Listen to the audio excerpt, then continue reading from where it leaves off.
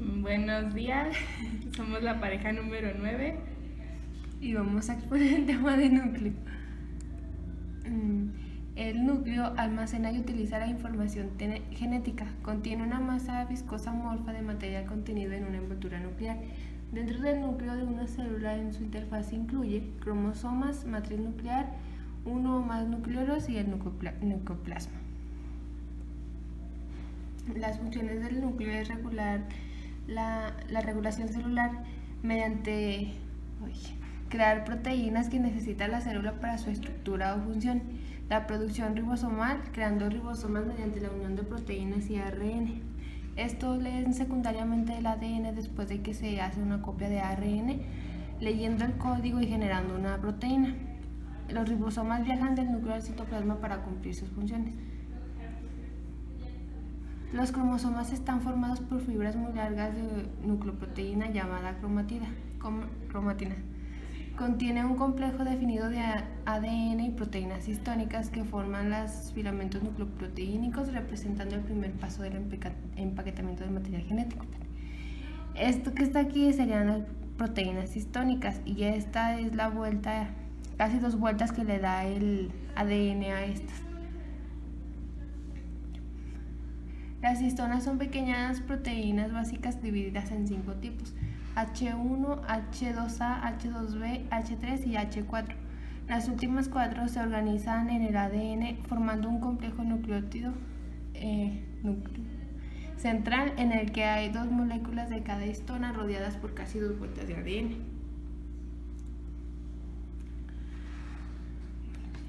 Las histonas tienen una porción hidrofóbica ubicada hacia el centro y una porción básica ubicada hacia afuera para formar uniones con los residuos del fosfato del esqueleto del ADN.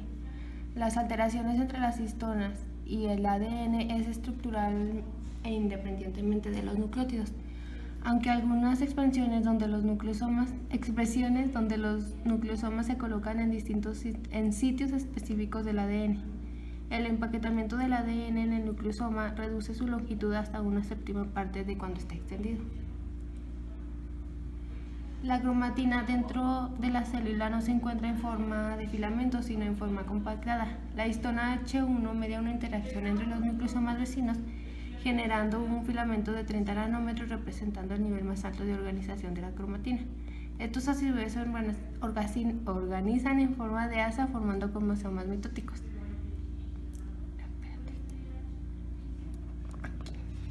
Estas serían las histonas H1 que crean una mediación entre los 2 nucleosomas. La cromatina la podemos encontrar de 2 formas: de heterocromatina, que es su forma inactiva, y eucromatina, que es la forma activa. La heterocromatina a su vez se divide en cromatina constitutiva, que permanece condensada en todo momento, y la facultativa, que es inactiva durante ciertas fases de las vidas de un organismo. Esto es un cromosoma formado por un telómero, una parte central, el centrómero, y acá está. Los cromosomas mitóticos poseen características fácilmente reconocibles. Cada cromosoma mitótico contiene una identificación llamada centrómero, que aloja secuencias de ADN y sirve como sitio de unión de los microtúbulos. Los extremos de los cromosomas son denominados telómeros, que contienen una cadena de guanina mayor que de citosina. La enzima telomerasa, que contiene ARN, mantiene una disposición de generación de célula a otra célula. Los telómeros representan un papel importante en la regulación de la actividad celular.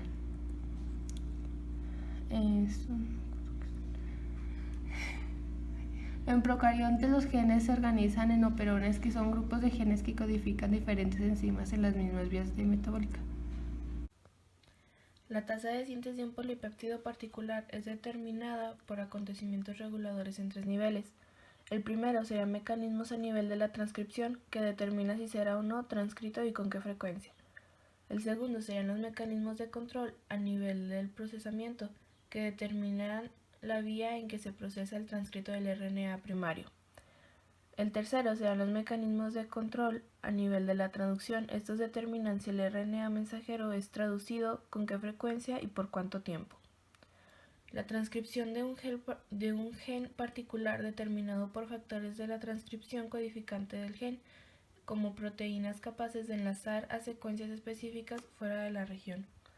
La actividad de la proteína en el cuadro TATA depende de las interacciones con otras proteínas enlazadas en otro sitio, incluyendo diferentes tipos de elementos de respuesta y amplificadores.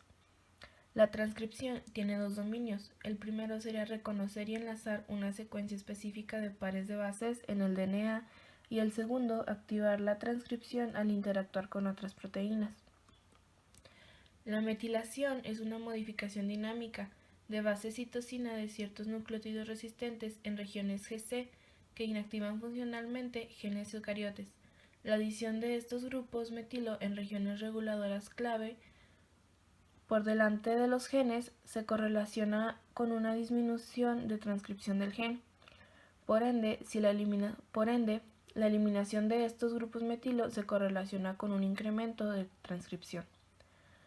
El acomodo preciso de un nucleosoma en la región reguladora de un gen desempeña un papel importante al permitir que la proteína que se une al ADN estimule la transcripción.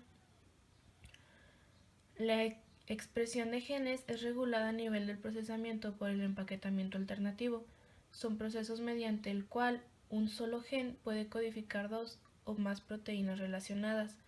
Un intrón específico es empalmado fuera del transcrito o retenido como parte del RNA mensajero final.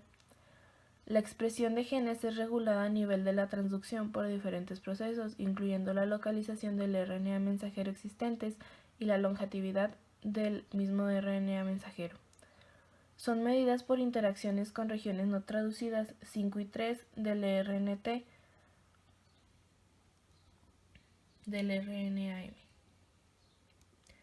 En la membrana del núcleo se encuentra el conocido complejo del poro nuclear, que son estructuras grandes y se consideran las únicas vías en las que las moléculas viajan entre el núcleo y el citoplasma en ambas direcciones.